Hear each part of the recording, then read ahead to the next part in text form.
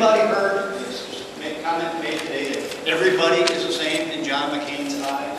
Has anybody heard the comment this morning, John McCain is about service? Has anybody heard the comment this morning that John McCain takes on tough issues?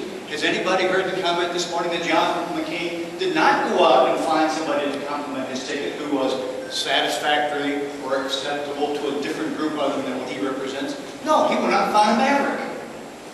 Now, how did he get to be that kind of a guy? Well, one of the things, of course, is he came from a pretty staunch military background. He's got a little heritage there that kind of was laid down. Some things he did. Went to a minor service academy. But you know, then he ended up one day in Hanoi. And there we saw the character of the man, John McCain, tested, tried, and proven. The Vietnamese knew who John Sidney McCain was. They offered him things. He turned them down. I lived about 30 feet from John McCain for 15 months. Never saw him. I never shook hands with John McCain until after he came home, and he and I got to be good friends because I was in the military, of course. John has not got a real good track record with the Air Force in terms of building bridges. We got to work on that. So we had some discussions, and but I got to know him, and I got to respect him. And of course, I knew the service he had committed 20 feet from me for those 15 months, and after that we were separate. I never lived with him, but I've become good friends with a lot of guys who did. As a group, of course, when you go through something like that, you get to be very, very close. You get to have a lot of understanding, have shared experiences. And some people say, well, you know, you really can't communicate them to other people. Well, you can. I mean, we were not heroes. Those of us who spent, in my case, 5 years, 8 months, and 4 days in Coos County, you know, in a prisoner of war camp. We're not heroes. We were merely the products of a society. We were merely reflections of men and women who wore the uniform before us, the men and women who wore the uniform with us, and oh, by the way, the men and women who now wear the uniform around the world serving our country. Well, we have somebody now who has the possibility of becoming our president. Well, John McCain, shortly after John McCain graduated from the Naval Academy, he ended up flight training and as a naval aviator with 2 deployments, one of them to Vietnam, at which time he was shot down.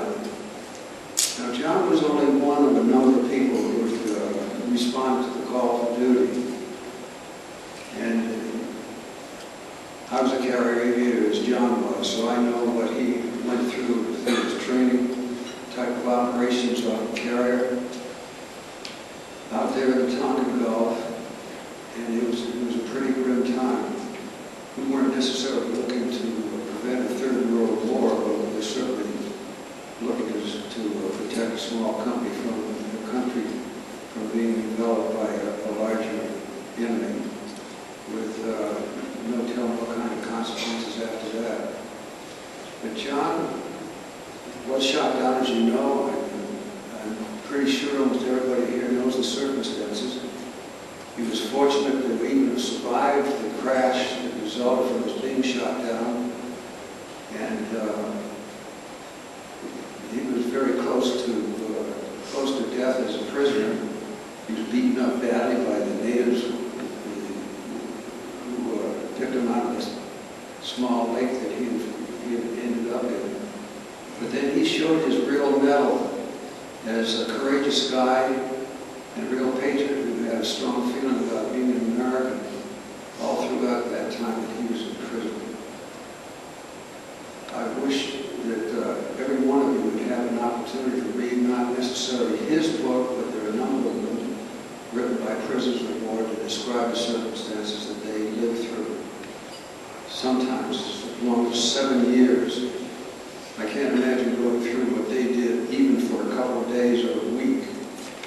I have to say that part of our training before we went out to Vietnam was spending 5 days in a simulated prisoner camp north of San Diego.